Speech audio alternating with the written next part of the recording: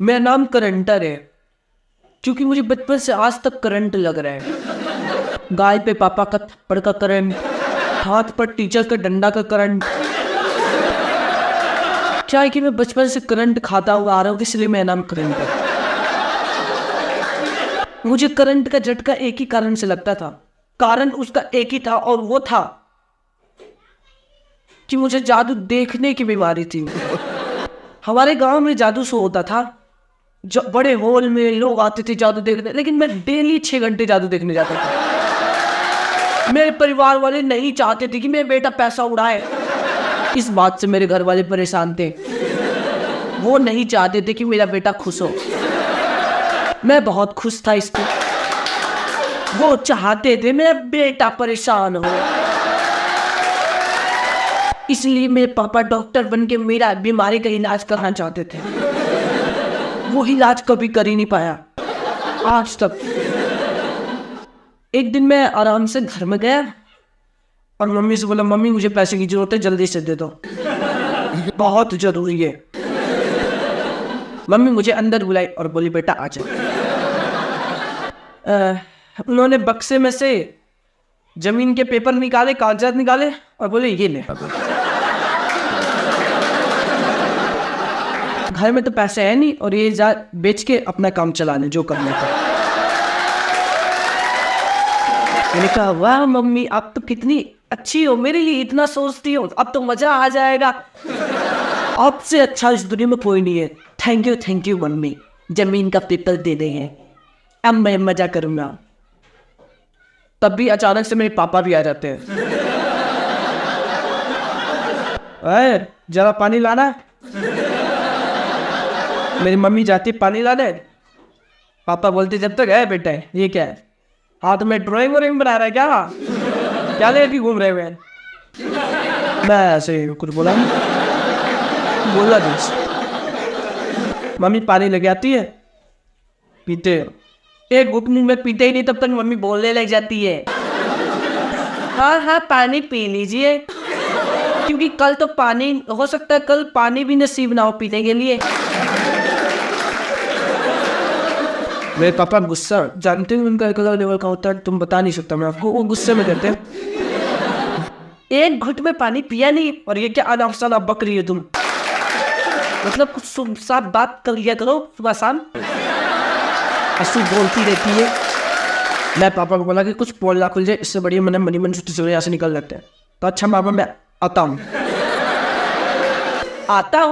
नहीं, मैं मतलब जाता हूँ, हम तो निकल लिए।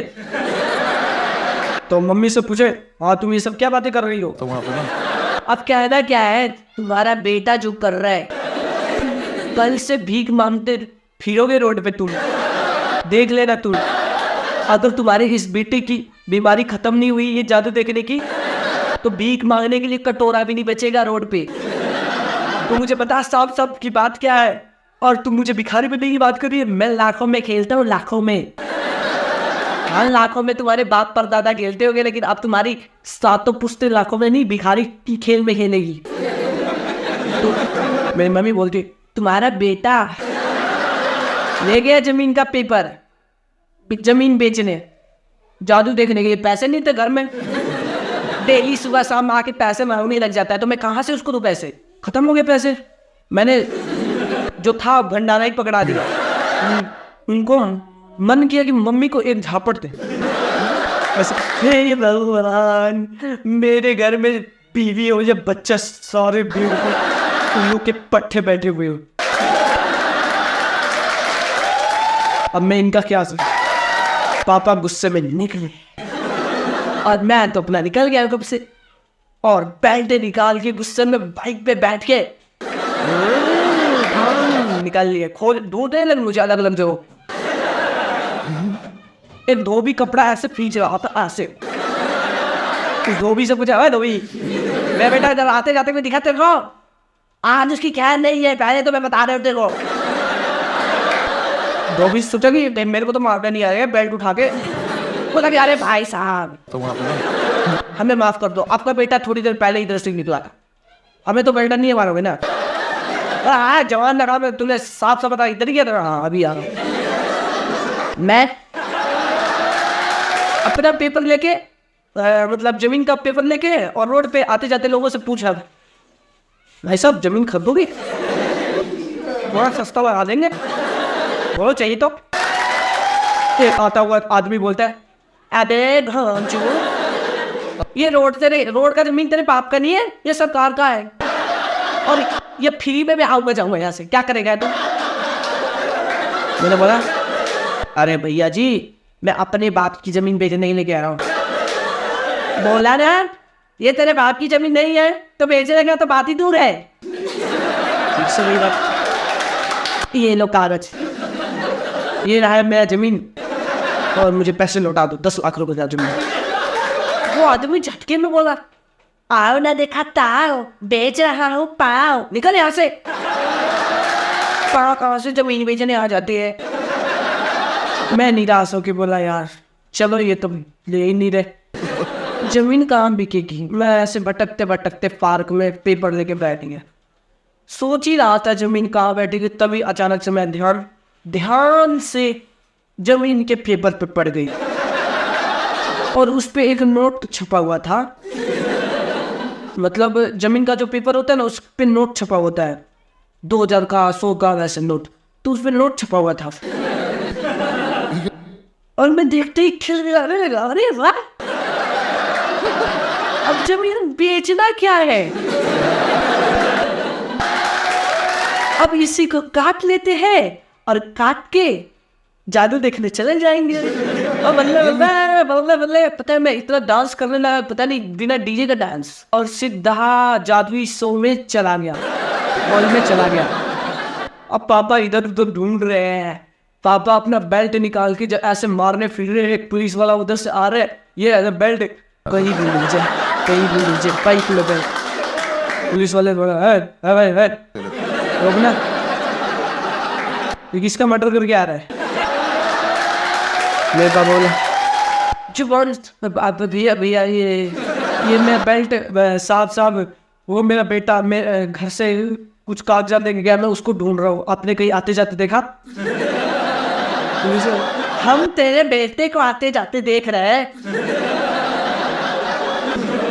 साफ जाने दीजिए, ये बेल्ट दे। मेरा बेल्ट ढीला हो रहा है, पुलिस वाला खुद बेल्ट पहन लेता है।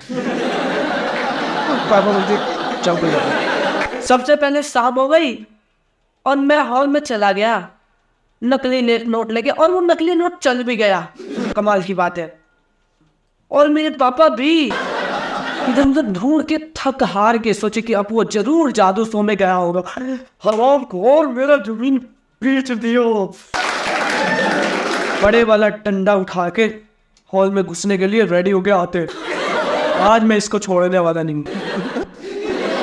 देखो नंबर 1, एक बार शो बंद हो जाता है ना, तो वो खुलता बहुत मुश्किल से, वहाँ पे गार्ड खड़े रहते हैं जादुई शो में, नंबर 1। तो मेरे पापा तो आ नहीं सकते थे, मैं अंदर जाके, एक जादूगर था, उसके थोड़ा कहानी सुनो। जादूगर ने एक जादू दिखाया, जादूगर ने एक बंदूक निकाला और जानते हो, और एक लड़की बॉक्स में से प्रकट कर दिया। फिर जादूगर ने लड़की प्रकट किया, फिर मैंने सोचा, मैंने भाई साहब को बोला, भाई साहब है देश में आबादी की कमी है कि इन्होंने 2 लड़के प्रकट कर दी, आपके भी 4-5 बच्चे होंगे, ये क्या लड़के प्रकट कर रहे हैं? तो भाई सब कह रहे हैं, देखो भाई ये जादूगर तो मुझे नहीं लगते, ये जनसंख्या पैदावार लगते हैं, इनका क्या ही करें हम। मैंने कहा हाँ वो भी है। वो जब बंदूक ऐसे निकाल के ना निशाना ऐसे लगा रहा है जिससे कि मेरे को मारेगा, जादूगर इस पे जादू करेगा। तो मैंने बोला भाई साहब देख लो, वो निशाना मुझ पे लगा रहे हैं। तो भाई साहब बोलते हैं, देखो जी ये निशाना तुम पे तो नहीं लग रहा है, वो अपना जादू का खेल दिखा रहे, आराम से मुझे भी देखने दो और खुद भी देखो। शांति नाम की तुम्हारे अंदर कोई चीज़ नहीं है? तो हाँ वो तो है शांति। देख मैं देखने का 2.5 घंटे के टाइम पे, मतलब कि जब जादू चल ही रहा था, चारों तरफ तालियां बजी रही थी, मेरे पापा जादू से गेट पे आ जाते और बोलते भाई साहब मुझे अंदर जाना है। उन्होंने बोला टिकट 3000 रुपये का कटेगा तभी अंदर आप जा सकते हो, मेरे पापा जी को बोले। तो बोले मुझे अंदर कुछ जादू वादू नहीं देखती, मेरा बेटा अंदर गया है, सारा पैसा तुम्हारी वजह से खा गया है और तुमको तो मैं बाद में देखूंगा, मेरे बेटा को पहले बाहर निकाल। गार्ड बोल रहा देखिए अंकल जी, आपकी भावनाओं को हम कदर करते हैं और हम अभी आपके बेटे को बाहर नहीं निकाल सकते क्योंकि उसने टिकट का पैसा भी दे दिया है। ये भगवान, आखिरकार उसने पैसा भी दे ही दिया। पहले तो तुम मेरा पैसा निकालो और फिर मेरा बेटा बाहर निकालो, उसकी खैर नहीं। आप कैसे पैसे की बात कर रहे हो जी? देखो मतलब गार्ड भी एक अलग चीज है, हम कोई पैसा बात के बारे में नहीं जानते। एक बार जिसने पैसा मुझे दे दिया तो अब वापिस तो होगा नहीं। और अगर खैर आपको बेटे का लेना है तो उनको, आपके बेटे का नाम क्या है? हाँ तो करंटर, तो करंटर लिस्ट में से ये 57 नंबर चेयर पे बैठा हुआ है, आप जाइए उसको, आप मत जाइए, हम खुद बाहर निकाल के लाते हैं। वो मुझे बाहर निकाल के लाते हैं, अगले एपिसोड में देखते हैं।